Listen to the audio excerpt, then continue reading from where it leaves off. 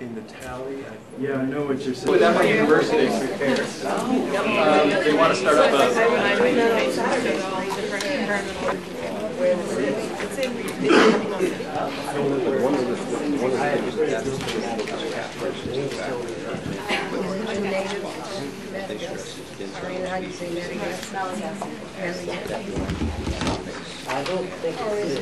Okay, ladies and gentlemen, I think we'd like to get started. I want to welcome you all to the Woodrow Wilson Center. My name is Jeff DeBelco, and I'm fortunate enough to direct the Environmental Change and Security Program. Those of you who are veterans are used to hearing me talk about the Wilson Center as this information clearinghouse. I'm going to save you some of the detail, at least right away, because we have managed after many, many attempts to get through on the phone to Nepal. So we're actually going to ask for your forbearance and juggle the agenda a little bit and jump right into one of the cases that we're going to discuss in today's session, the power of local natural resource governance in conflict context. We have a terrific panel representing experience and knowledge on 3 parts of the world, and we will get to all that.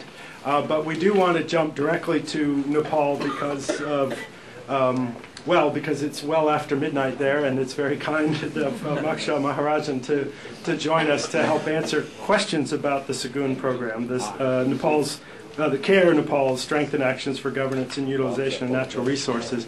You can see Maksha's bio, as well as all the speakers' bios. His colleague Glenzer, who is also with CARE, it's come up from Atlanta, and will make a presentation of the case, and Maksha is going to have some difficulty hearing us, but we can hopefully get your questions to him, and he is somebody who has been really running that program for the past 6 years, can give us some detailed answers. So as opposed to our normal format where we go through all 3 speakers and then have a collective Q&A, to make sure that we really try to take advantage of a tenuous phone connection, we're going to jump right to this case before we take a step back and a broader view with David Bray's presentation before some discussion on Mexico and then Botswana. So we have a lot on the table. We're going to jump right into it. And so, Ken, if I can turn the floor over to you, we'll have the CARE presentation, have a few questions, and then let our shoulders down and relax. Hope that the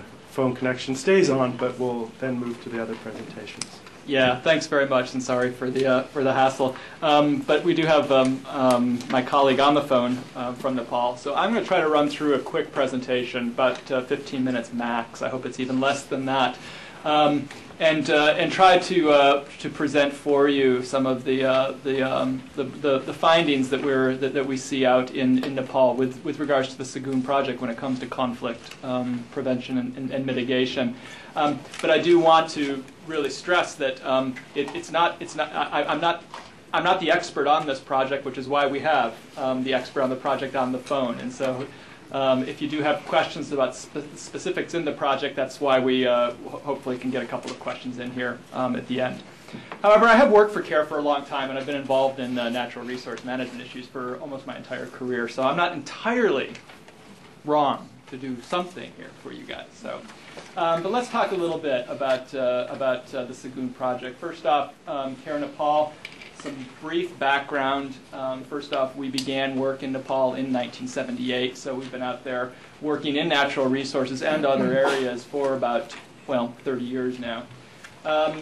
We currently, our broad portfolio, well beyond the Saguenay project, operates in 42 districts in the country, and we have 21 development projects there right now. We're reaching on an annual basis about 4.1 million people with a portfolio that averages about $10 million a year. And we have 215 staff out there. That's just to give you kind of a bit of a context for Cara Nepal.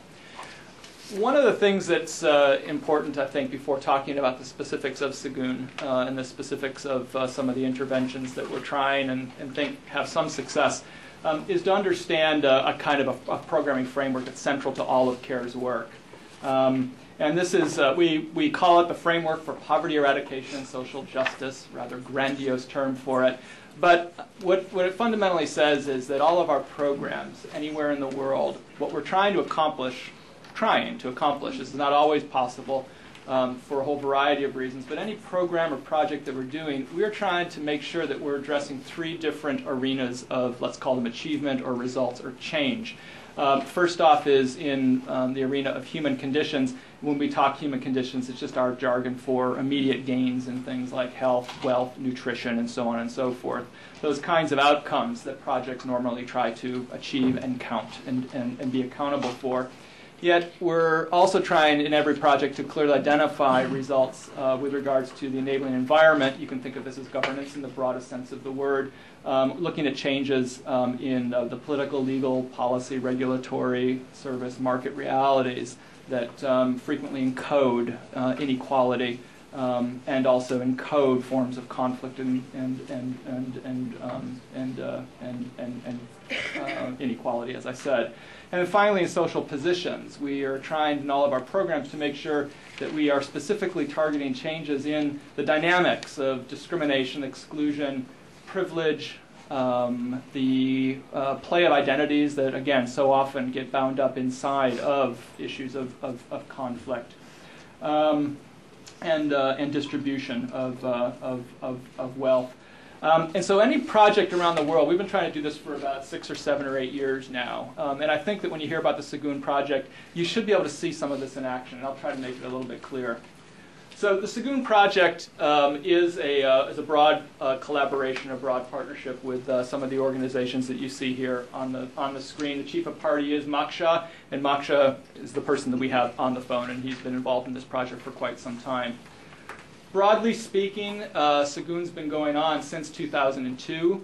The total budget since then is $9.825 million, of which $7.8 million has come from the U.S. government. The rest of it is from local matches from either CARE, World Wildlife Fund, and other local partners. The target groups of the Saguenay project are, as you can see on the screen, there are community forest user groups and their user committees, the Buffer Zone Management Council, civil society organizations are considered to be an important target of the work, and government line agencies. When we talk about government line agencies and the places where we work, we're talking forestry, soil, water, national park, district agriculture, education, women in development for the most part. The initial phase of the project from 2002 to 2006 focused on 4 different components: forestry and buffer zones, irrigation, hydropower, and a policy advocacy campaign. In the current phase, which goes from October 2006 until September 2008, we've changed the mix of work and looking at right now at community forestry in 6 districts, livelihood improvements in 12 districts, biodiversity conservation in 3 areas of the country, mostly around national parks, and policy advocacy. I can give you more details of what's involved in that if you actually have questions about it. This gives you an idea of where the project is located in Nepal. As you can see, it's spread across the country. Nepal has 4 ecological zones: high mountains, mid mountains, the parks areas, and the plains. And this project works in 3 of those areas, not in the high mountains. We deliberately spread this out across Nepal to try to have a better demonstration effect across the country. Broad objectives of Saguenay are to ensure management of Nepal's natural resources through democratic means, improve good governance in selected institutions, which I'll get into, and ensure equitable distribution of benefits and costs derived from natural resource management. But more specifically, what we're talking about is improved internal governance and technical capacity in user groups. This is about how to run a user group itself, but also technical skills around forestry, conservation, and so forth. There's a specific component around enhancing livelihood options for particularly marginalized groups, women, Dalits, and the particularly marginalized and poor. This is designed to give immediate economic gains to these populations. Conservation and sustainable management of biodiversity through people's participation, and enhancing skills of users and their representatives to advocate for rights and concerns over natural resource management. I want to get to the three questions that are, so that's just broadly speaking, what Saguenay is trying to do. I want to get to 3 slides now, and then I'll finish, about specific contributions that we're seeing, we think, from the Saguenay effort to questions of conflict mitigation. And first off, we'll talk a little bit about the kinds of governance gains that we think that we're seeing, improvements in governance. The first is seeing concrete gains in the capacity of user groups to do their own governance of their group, as well as their technical skills to mobilize resources for purposes of natural resource management and benefiting from those resources. So a big concentration on actually helping these user groups that have been around for a really long time, in many cases, but to actually do better internal governance. And I'll have a few more specifics on that in a second.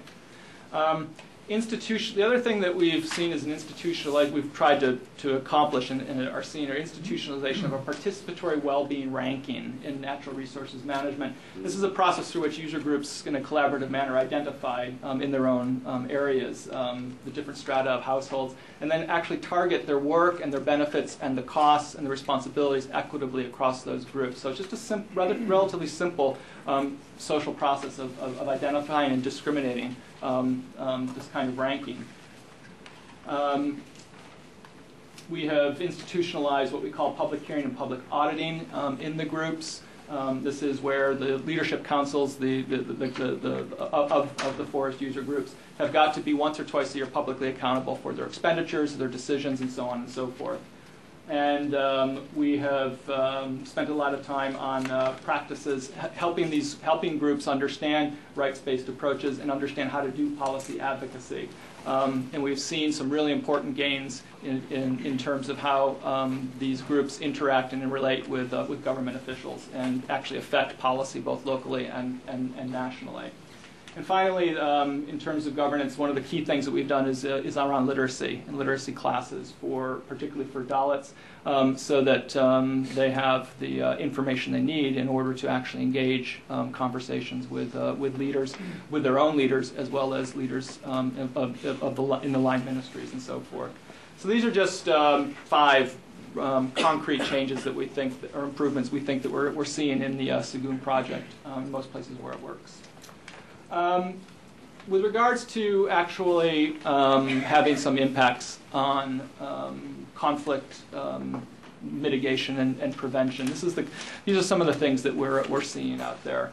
First off, we're seeing that in the user groups there's a lot more incorporation of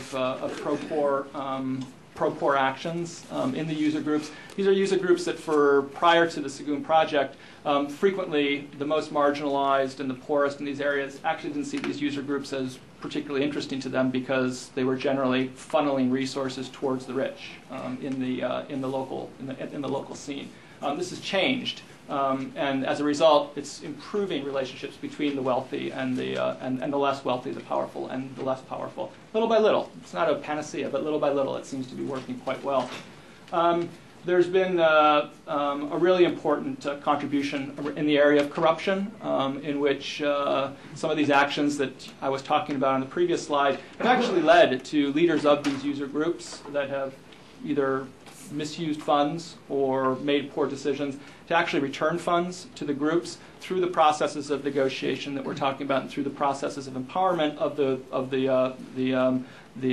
most marginalized in these groups. So as you can see, $53,000 in accumulating a couple of cases that are being returned because the members of the group themselves are able to hold their leaders accountable. We've been using and popularizing with all of the groups both Mary Anderson's Do No Harm activities or approach, as well as DFID's Sensitive and Effective Development and Conflict Principles. What these have done are given local residents and local actors a different kind of behavioral model for having conversations, having dialogue, and making decisions. We've been doing a lot of work, and then the user groups themselves have been doing a lot of work, as well as governments have been doing. The government ministries have been doing a lot of work around information sharing about the Comprehensive Peace Agreement in Nepal, as well as the upcoming Constituent Assembly. This is, again, a form of, and we think, and what we think we're seeing is empowering of local people with regards to what the Comprehensive Peace Agreement and other kinds of macro-political decisions are not, what it means for them, what they can claim, what they can't claim.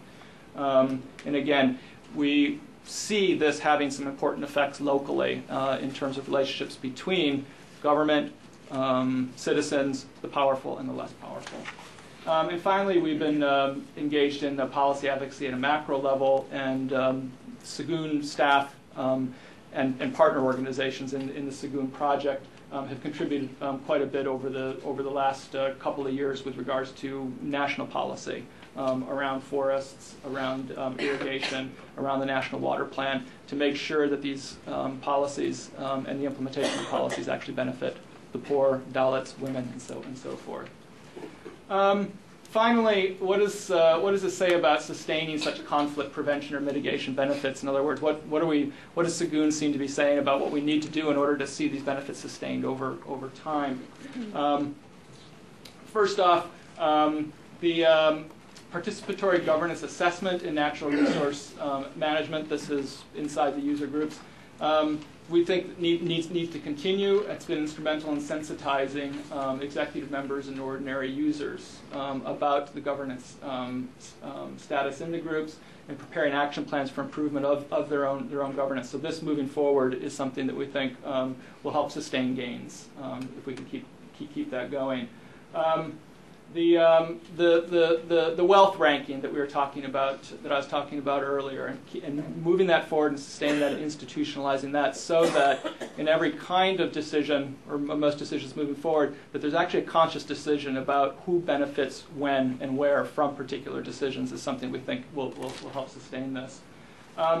We've been doing a lot of capacity building and institutionalization, what we call an institutionalization of training and training services with local resource people, and particularly with women motivators. These are local resource people that can actually work with user groups on issues of both technical issues around how to manage resources, as well as the management and the governance of the groups themselves.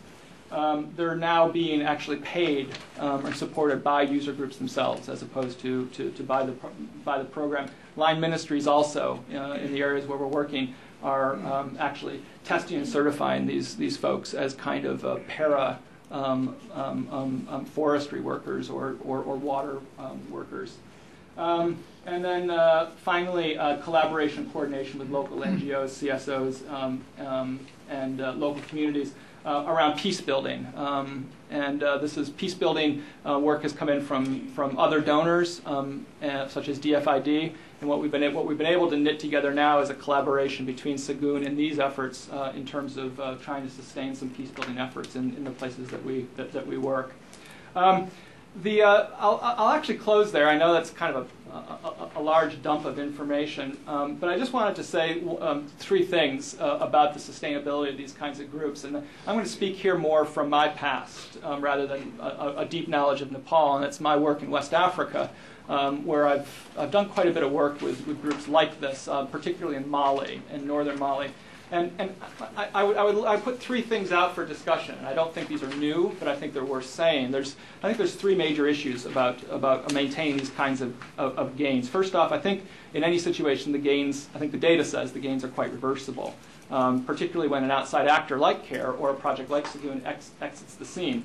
And I think that that bears a lot more thought. I think we're seeing some good work in Saguenay and in other areas, but that data is pretty clear. The other thing that becomes challenging is when you think of the longue durée, over a long period of time, and what's happening with resources and scarcity of resources. And as resources get scarcer and scarcer, what actually happens with these kinds of user groups? Some initial moves towards more equitable distribution of benefits and gains, but as the situation gets tighter locally, how long can will this actually go on? And certainly in West Africa and Mali, we've seen as the resource, I've seen in particular places and studies where resources do get tight, these kinds of gains can erode quite quickly. And the last thing is, within these groups, I actually think that within each of the groups it bears a lot of good social analysis of the ways in which these groups actually encode social hierarchy. Inside these groups there are a lot of unspoken or tacit forms of hierarchy that are tied directly to social power and social hierarchy. And I think that we, NGOs anyways, and maybe I can just speak for CARE, I think we need to continue to actually really keep going at that particular question in order to make sure that these groups in the long run are not actually reproducing and replicating forms of social power. So I'll stop there. Terrific. Well, thank you very much, Kat. We appreciate it. And again, for those of you who've joined us either online or after we got started, we are taking advantage of a phone connection to Nepal and jumping right in with the Saguenay case. We're going to depart a little bit from our normal procedure and take actually a few questions. As you can see through the title of the program and also the focus of Kent's presentation, we're really trying to understand how these natural resource management structures at local levels, in community groups and in collaboration with NGOs can be part of strengthening governance and want to better understand how it can be part of a conflict prevention or conflict mitigation mission as well. So often these things are segregated, whether they are segregated in terms of efforts on the ground, whether they're segregated in terms of funding streams or offices. This is commonly the case, and part of what we think we have in today's presentations is ways these things are effectively brought together and better understand how the links are made. It's reflected in part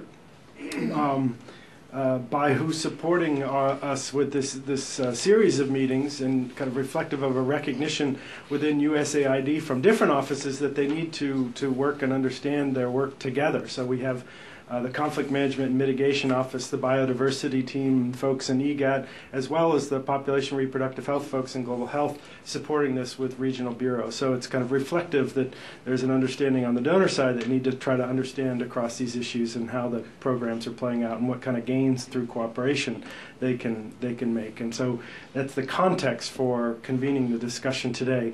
In order for the folks online to be able to hear your question, the questions we'll take now for Kent and Maksha, please allow one of my colleagues to come to you with a microphone. So we'll take a few questions and then we'll come back to the others. So why don't we see if Maksha is actually still online? Okay. Because if he's not online, then we can proceed as normal. Okay. Maksha, are you still there? Okay. No, that's brilliant, Maksha. No, that's great. Thanks. Okay, Ken, maybe we'll get you to restate the question to make sure. Yeah. So why don't we, Sean, if you could bring up to Jesse Rebel right up here in the front. You got a couple. In fact, why don't we collect a couple and then Son, can you bring it to Jesse? Thank you very much, Kent, and Maksha. Thank you for being online. I wanted to ask what each of you think are the pros and cons of local government as an institution in which participation in these user groups may be, institutionalized. In other words, a base for them to have a more sustainable institutional home. Maksha, the question from Jesse Rebel of the World Resources Institute is, what do you think of government, local government, as a place where these groups like the community forest user groups are actually institutionalized and are rooted? What are the pros and cons, Maksha, in Nepal, and particularly in the Saguenay project, of that relationship between local government, local line ministries, and these user groups? Elected local government is the real issue. Elected local government is the real issue. Yeah, you mean how the local government and the line agencies are involving in community forestry, you mean? No, Jesse is particularly interested in elected officials, the locally elected officials and their relationship to the user groups, Maksha. Yes, anyway, this I will try, but the price is not so clear. Yeah, of course, at this stage, the local government, mainly the village development committees and the district development committees, they are virtually functionless because of all this conflict. There are no elected bodies, but we are supposed to work with them. But anyway, we have some government officials who are running these DDCs and district development committees, and we are trying to develop coordination between community forest use group and these local bodies. And the local bodies have also some fund, some budget, and the community forestry use group are managing to have that fund and utilize in community development and community forestry management also. But for that, we are really doing some facilitation to link between these local bodies and the community forestry group. And there is also some contradictory acts between Local Governance Act and Community Forestry Act. The Local Governance Act, according to Local Governance Act, they think all these the forest should come under that Local Governance Act. But the Forest Act and the Community Forestry bylaws, it is independent, and it is they don't have so much linkage with that. That conflict is going on in Nepal. But that also sometimes is very difficult to coordinate between community forestry and these village development committees. Okay. Why don't we take So whether I answered your queries or not. Zarek Smith, Africa Bureau at USAID. Actually, sort of a follow-on question, and that is, what are the ways in which the kind of local empowerment that you're talking about, and in particular the local peacekeeping efforts, are able to be transmitted up to either regional or national levels? What are the kinds of institutional linkages or means or mechanisms by which success at the local level can have a national difference? Maksha, the question comes from Zarek Smith of USAID's. Is it? I'm sorry, Zarek is Africa Bureau. Hi, how you doing, Zarek? By the way, and his question is, how are we able out in this program? How are we able to build linkages between the local level and peace building and conflict mitigation successes with higher levels up to national level? What are the institutional changes that we are seeing as necessary or that we're involved in? Zarek, did I get that all right? Sure. Okay. Maksha? Yes. I got your point. In fact, before this governance program, we observed there are so many conflicts, mainly in distribution of benefits from natural resource management. And besides that, there are also other structural conflicts within community forest users group. And also there are so many other social conflicts also. And on that, in view of all these conflicts, the governance program try to actually raise awareness among community forest users group and try to mitigate the conflict, mainly based on natural resource management, as well as also we try to mitigate the social conflict also. And within that program period, the community foresters group as well as the program, the second program, learned many good lessons for conflict mitigation and peace building. And it is at macro level, but to linkage between micro and macro, still it is an issue, it is a problem. But we have formed a forum for FEPOFON, that's the Federation of Community Foresters Group Nepal. It's a really big federation and also partner of this Saguenay program.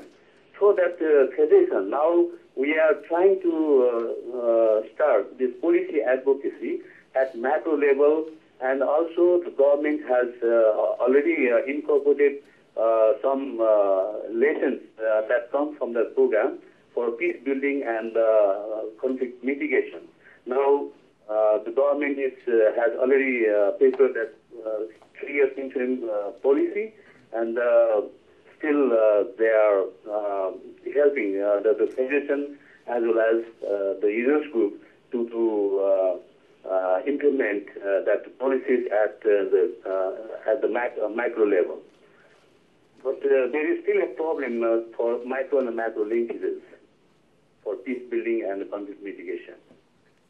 Okay, yeah. Why don't we take one more at least here, and then we'll... Yes, Howard Moreland. It seems to me that there's one factor that dominates natural resource uses and conflict management in all countries like Nepal, and that factor is population growth rate. How does that figure into this picture? Maksha, the question comes from, can you repeat, sir, your name? Howard Moreland. Howard Moreland, and you're with, if you don't mind? Private citizen. Howard Moreland, private citizen. The question is, what about population growth, Maksha, and what is the relationship between population growth in a place like Nepal and the kind of work that we're doing in the Saguenay project? I think that's yes, very well. The population growth and what's the relationship? What's the relationship between population growth and the work that we're doing in the Saguenay project around natural resource management, the users groups, etc.? What effects does population growth have on what we're doing? How does what we're doing have any kind of mitigating effects on population growth and the effects of population growth? In fact, we haven't noticed any adverse effect due to population growth. Maybe the reasons are because of this 10 years conflict. Most of the young people and some other users group, they are displaced, and most of them, they left for other countries, or some they left for urban areas. Because of that, we didn't notice so much, the adverse effect in community forestry. But regarding this forest product distribution on the basis of this population growth, still, the community forestry users group, they are introducing active forest management. Also, they are increasing productivity of this forest, and also they are producing this forest product in a larger scale. Because of that, also we didn't notice any regarding this shortage of this firewood, like some other fodder like these forest products. Really, we didn't see any adverse effect due to the population growth in community forestry. Okay. I think what we may do is if Maksha is willing to stay up late, have him continue to listen on, and go to our other two presentations, and then have a concluding Q&A period. On that final question, I will also call your attention to some of the Wilson Center publications where particularly Bishnu Apreddy and Richard Matthew have written about environment, population, and conflict in Nepal. So some other resources that I should have mentioned up front for this discussion as well. So thank you very much. If you don't mind. Yeah, of course. Maksha, thanks very much. We're going to go on to other presentations. If you can stick around online, and I know you can't hear, but if you can stick around online for a while longer, there'll probably be questions later on. Okay. Yeah, in fact, I couldn't hear the voice clearly. If somebody has any queries, please send me an email, and I will try to reply by email. Okay, very good. That's what we'll do. We'll give out your email, and if there are queries, we'll send them to you. Perfect. Yeah, I should say thank you very much, Ken. Thanks, Maksha. Thank you. Yeah, I should have mentioned that the PowerPoints, and we'll make the contacts available so that you can follow up with both Kent and Maksha for further discussion. But the PowerPoints will be on our website along with the meeting summary as well as the archived video for this session.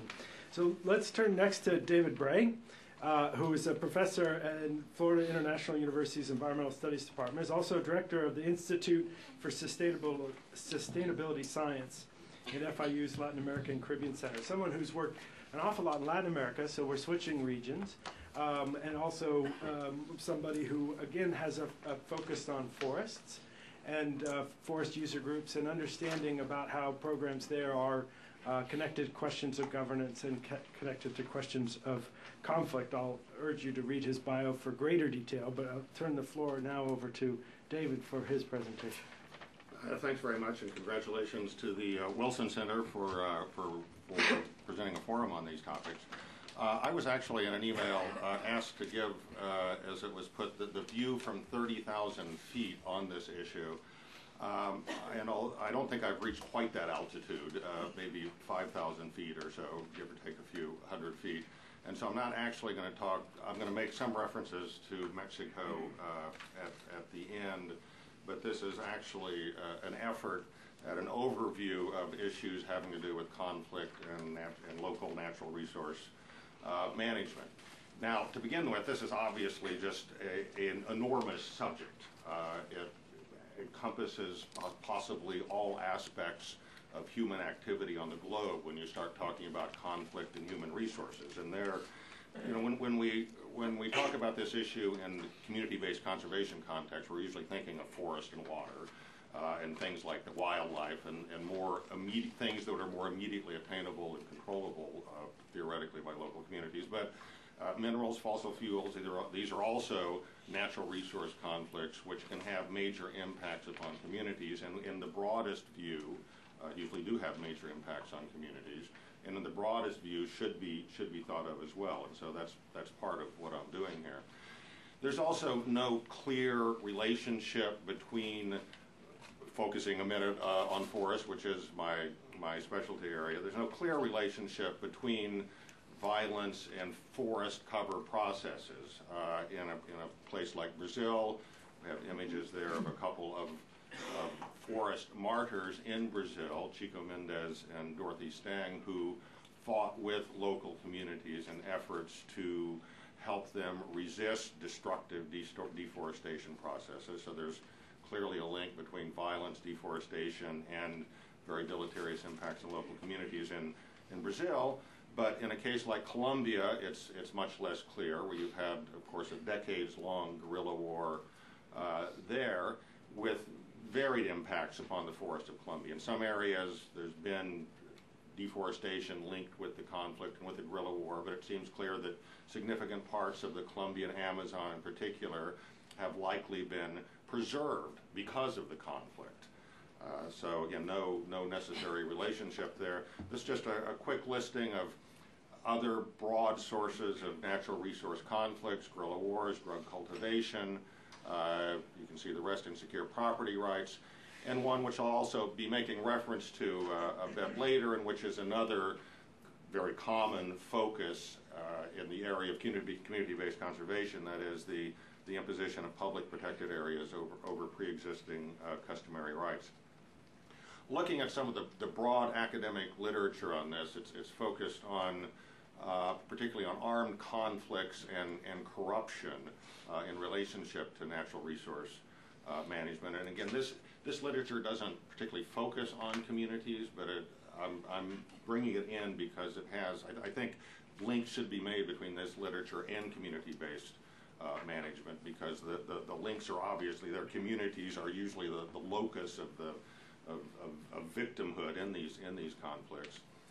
And as this is from a political geographer named Philippe Le Billon at Oxford, who points out that where natural resources were once just a source of funding for conflicts, that increasingly, and I think this is especially true in Africa, on which I am not an expert, but armed conflicts is increasingly becoming the means to individual commercial ends and getting the access to natural resources, and phenomenon like warlordism, which we'll refer to later.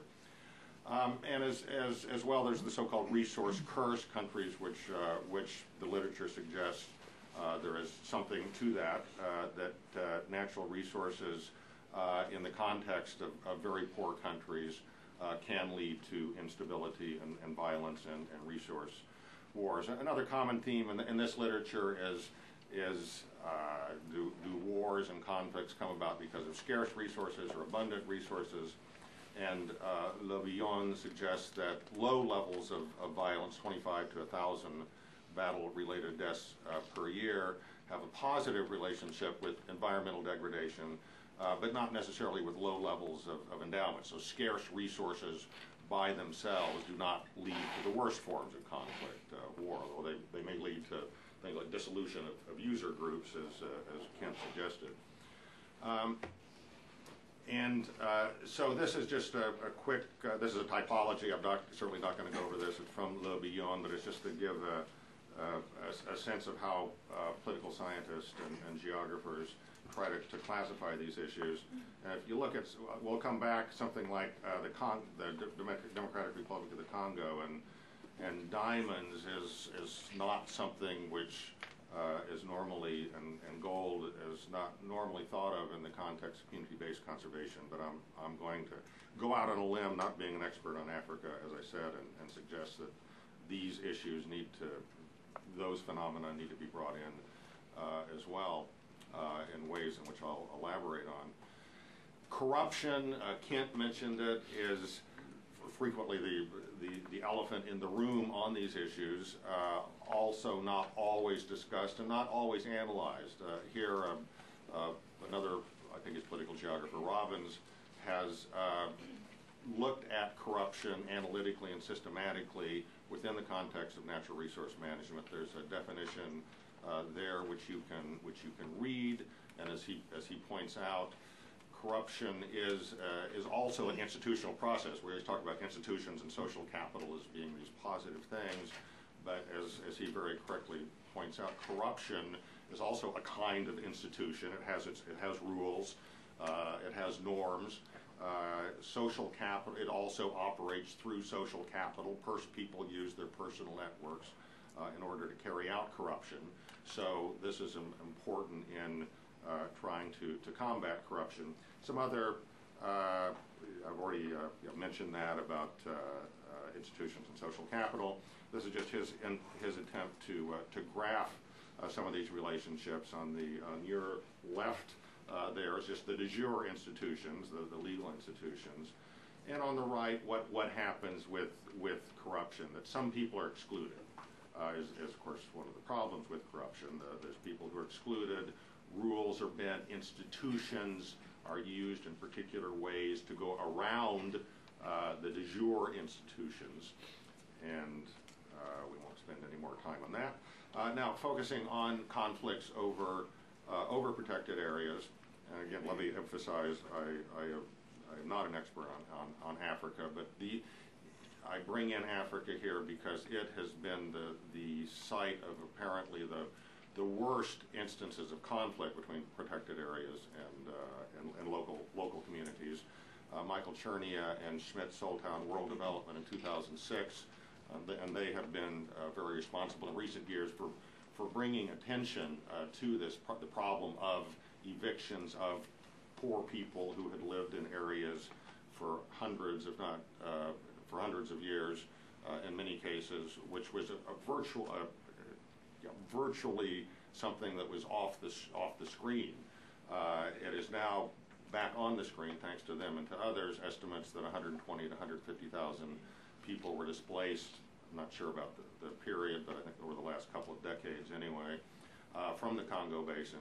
And then the ongoing low-level conflicts between local communities and protected areas, so-called soft eviction, denial of customary resource rights, and subsequent impoverishment. So this brings us to the question, I understand, of this panel. Can local governance or community-based conservation mitigate natural resource conflicts? I think the response to that is no, if by community conservation you mean only working with local communities. I think there was a naive view, and all this started way back in the mid-1990s, that, particularly with conservation organizations, well, yes, you were just working with the local community and with some little development projects to try to generate some income, and community-based conservation meant you were working with that community. I think that view has now hopefully passed or beginning to pass. Communities are just too small, too powerless, normally with many deficiencies in human and possibly social capital, to be able to be significant actors on their own without many other actors in society. This image is actually from Mexico, from some of my current work in Oaxaca. It's a community meeting. And the only point I want to make here is from Fikret Burks in several recent articles, one in particular in conservation biology a couple years ago, where he says, listen, community-based conservation should just be taken as shorthand for multi-scale governance. That for community-based conservation to happen, you have to have supporting actors, structures from all levels of national and international society, government, civil society. It's a multi-scale process, and anything other than that, community-based conservation is not going to work. The other point is from some of Eleanor Ostrom's recent articles that there's no panaceas. Just as top-down government programs and top-down government policies and actions like protected areas are not the answer. Neither is community-based conservation taken just as that alone the answer. There are no panaceas. There's no universal remedies. There has to be multiple approaches and multiple actors involved. And then this is just a graph of that from a recent article of Burke's in Proceedings of the National Academy of Sciences, which just graphs out what multi-scale governance means. And all this is from a project in Guyana, but you've got the international funding organizations, you've got the government agencies, you've got other NGOs, academics. They're working. This here is a NGO that was set up as a multi-stakeholder body. So institutional innovations are very important here. New institutional inventions to help enrich government's process in the communities and the private sector. And this is what community-based conservation is. I think as well, getting back to the diamonds in the Congo, community-based conservation also includes the sort of civil society, ethical, and green business advocacy campaigns, which have been common in recent years, which have really brought very significant pressure on some of the more intractable natural resource conflicts in the world. Ads like this one on diamonds, nothing says I love you like a superficial and overvalued rock clawed from the guts of the earth by African slave labor. Yes. And as a result of that, the mineral and mining have been some of the more recalcitrant actors, natural resource actors. But as Mike Conroy in his new book, Branded, which I commend to you, points out that these advocacy campaigns have had real impacts. And a company like Tiffany, which has announced a policy of zero tolerance, is very sensitive to these things because 70% of their capitalization is considered to be in the brand value. Again, out on a limb here, talking about Africa, but I just ran across, as I was looking up some things for this presentation, Democratic Republic of the Congo, of course, has been one of the most violent conflicts anywhere in the world, with millions of people killed, major impacts on nature and wildlife as well. And there is apparently some movement there at multiple levels, at multiple scales, in terms of trying to institute community-based conservation there. In the interest of time, I won't go into this. The citation is there from a recent article in Oryx, but it suggests that new national legislation, so at the national level, things are happening. There's more community consultations happening now. The Congolese Protected Areas Authority has committed to giving communities 40% of revenue from parks, from 3%. I'm assuming that not many people were visiting parks in the Congo in recent years, so this is all probably currently meaningless, but nonetheless, these commitments put things on paper that can then pressure can be built to make them live up to it. So at a multi-scale level, things are apparently, there's some hope even in the Congo. Then just very quickly to close, Mexico, I vested interest in this, but I think is one of the leading examples in the world of what could broadly be called community-based conservation. But this is because there was a revolution in Mexico, an agrarian revolution in the early part of the 20th century, which did redistribute land to poor communities. Through a historic struggle, communities gained access to those forests, mounted beginning in the 70s particular, legal struggles, community mobilizations to gain effective control from a concession process. And as a result, there's many hundreds of community have very effective community-based conservation. Problems of violence and corruption are common, but in a universe of around 2,300 community forestry enterprises, there's hundreds that are operating well. And we have done a recent study on violence in community forestry in Mexico. We looked at two neighboring watersheds in the state of Guerrero. One quite violent by Mexican standards, 18 deaths over about 10 years, or 5 years in that case, versus one that had no deaths. And then the one with no deaths, there was effective community forest institutions, communities were producing, communities were organized, and the other, when they weren't there, we go into various the historical reasons for that. And so that's my presentation. I do want to call your attention to these last two images. It's just showing further consequences in terms of biodiversity conservation that can come out of these processes. The latest movement in Mexico is towards community-based conservation. For those of you who don't have Spanish, that says community protected area and wildlife refuge. And this is in a community of Santiago Comaltepec in the Sierra Norte of Oaxaca. That's a community meeting going on there. They've been managing their forest for about 25 years now. We'll be visiting that area with Rob Taylor here of the International Center for Journalists here in just a few weeks.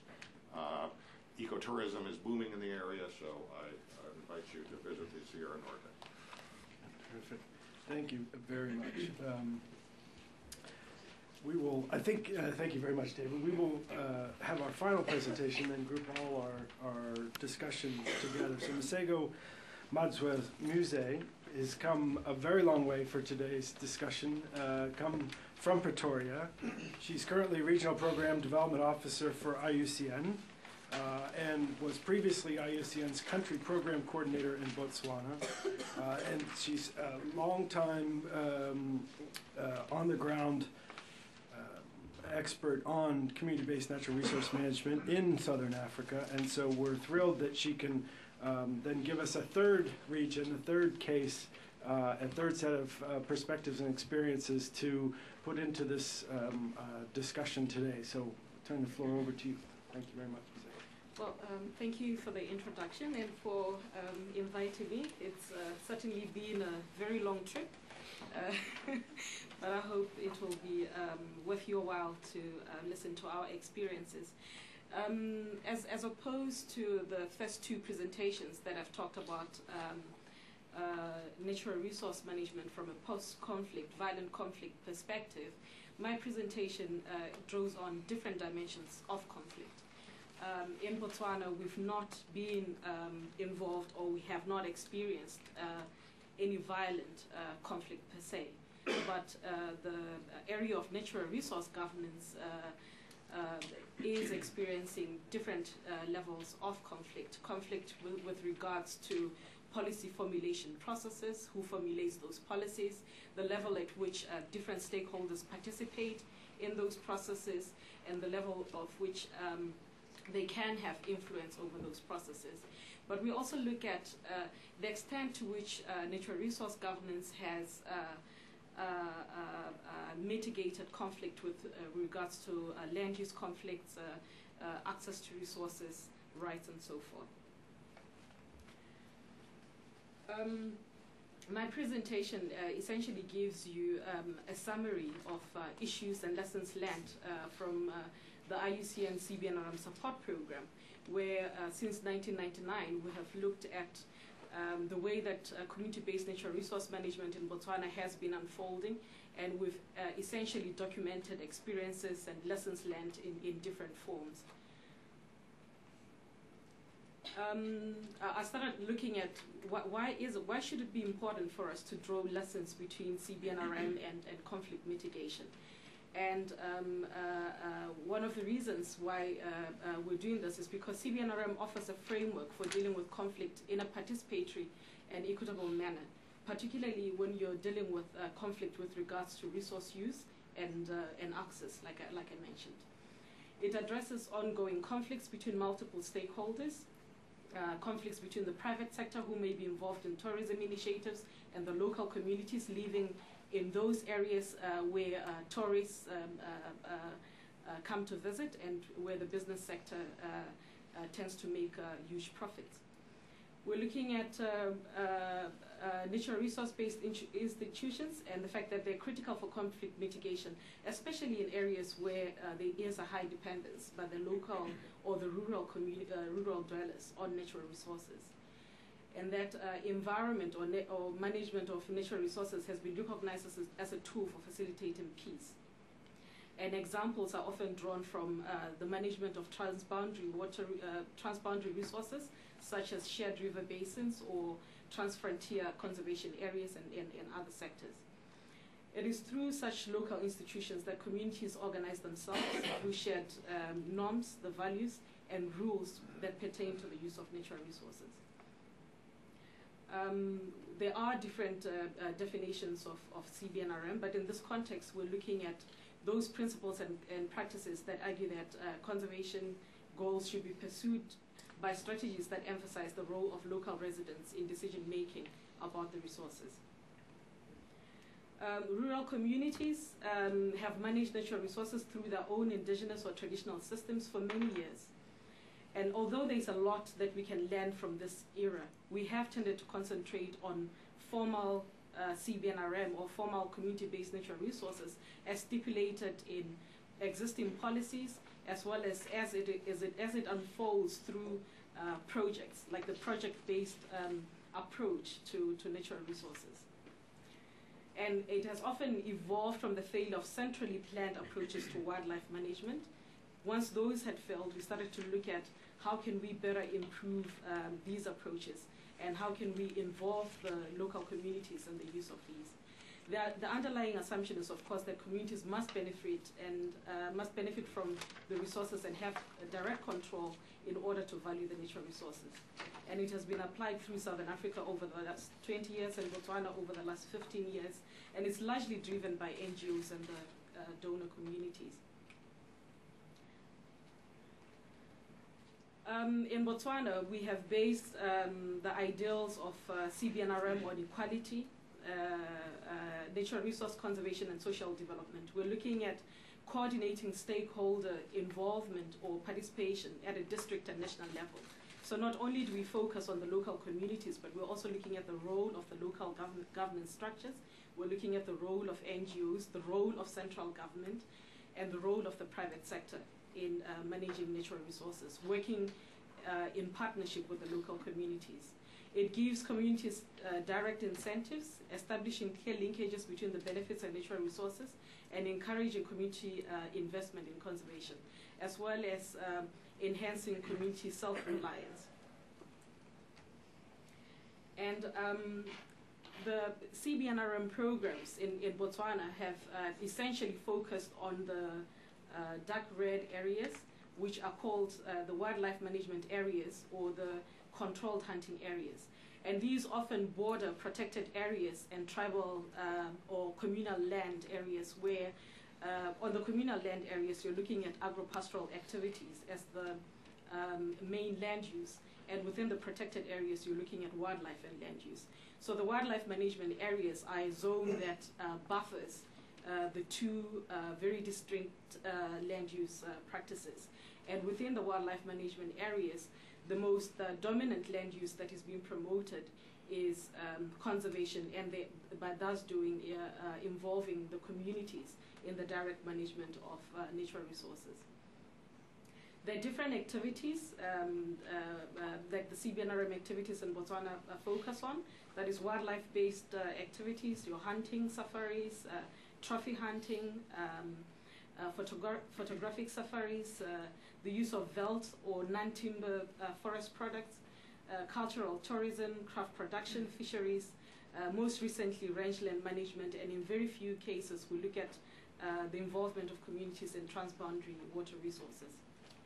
I'll just go through these very quickly. These are the benefits that we have seen: a continued increase with regards to the number of households that are involved in the use of community-based the number of households that are involved in the use of natural resources, and as well as the economic contribution of conservation, and the increase in wildlife numbers.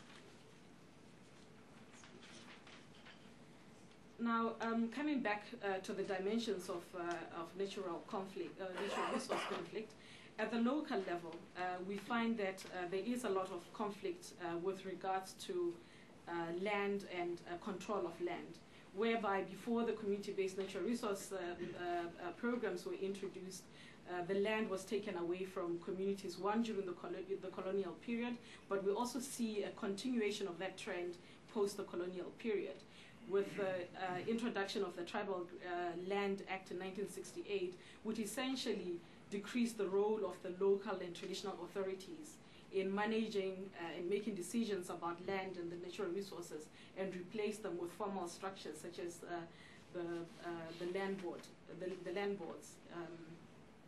And then we also have, in instances, the wildlife management areas that I was showing earlier are often occupied by communities whose livelihoods are largely based on natural resources. However, the communities have no rights or access to natural resources, and therefore having a negative impact on their livelihood strategies. Most of the communities in those areas would have been your hunter-gatherers, your fisher communities, and very little your agro-pastoral communities.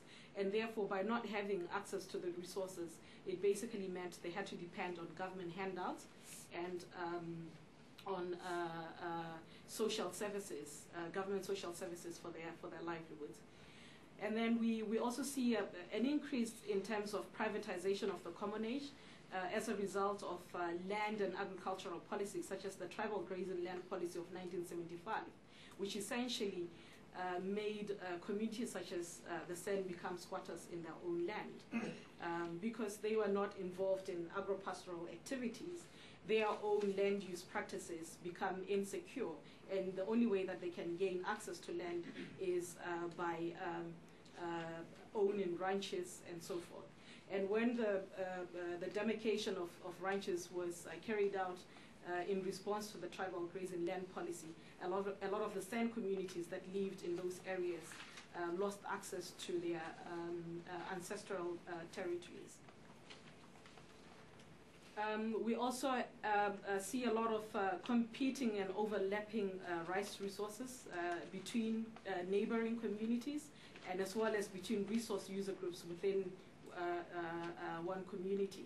So you'd find that where a certain group of people may be given grazing rights, by being given exclusive grazing rights, it actually hampers or has a negative impact on other members of the community who would have needed to use the resources for gaining access to medicinal plants, gaining access to wildlife, and gaining access to veld products and so forth. We also see a lot of land use conflict resulting from livestock and crop predation for communities that are living within or adjacent to protected areas. And in this case, the reaction from the local communities is to view wildlife as a nuisance rather than regard it as an asset. And because of the alienation of the local or traditional structures and the direct management of natural resources, we see a breakdown in the local management strategies that often led to open access. And then in areas where there is very high tourism, and at the moment tourism contributes about 5% to the national GDP, we saw a very limited citizen involvement, as well as very limited rate at which the citizens were benefiting from the lucrative tourism industry, beyond providing a pool for cheap labor in those areas. And how has CBNRM mitigated the conflict at the local level? From our experiences, some of the lessons that we've learned, including the factors for success, is that through CBNRM, we've seen an increase in the participation of local communities through the community-based organizations. And that conservation becomes increasingly regarded as a legitimate land use by the local communities. We have seen a decrease in poaching in community-based organization areas, your wildlife management areas, and where there is no registered CBO and direct involvement of the local communities in the management of the natural resources, poaching levels are still high. The value of wildlife is again better appreciated by the local communities due to those the direct links and benefits from the resource. And we've also seen that CBNRM tends to facilitate democratic processes for natural resource management at a local level, and thus providing a platform for previously marginalized communities to access land and natural resources. And this is often made possible by having individuals within the group that tend to be insightful, dedicated, and committed to such processes. And they also occupy positions of influence within the community. So if they sit in a position that allows them to actively engage with the politicians, that allows them to actively engage with the private sector, and therefore be in a position to balance the power with regards to natural resource management, we have tended to see very positive results with regards to conflict mitigation on a long-term basis. David earlier mentioned that just looking and focusing on the local institutional structures themselves is not enough. What we have seen as well is that if we have a long-term facilitation or mentoring process in place, often provided by NGOs over a long-term period, the chances of success and having sustainable conflict mitigation processes in place are much higher, as opposed to having short-term project cycles or processes that are linked to your 3 to 5 year project cycles. The CBNRM program, although it has not given communities ownership rights per se, it has at least contributed to improving a sense of ownership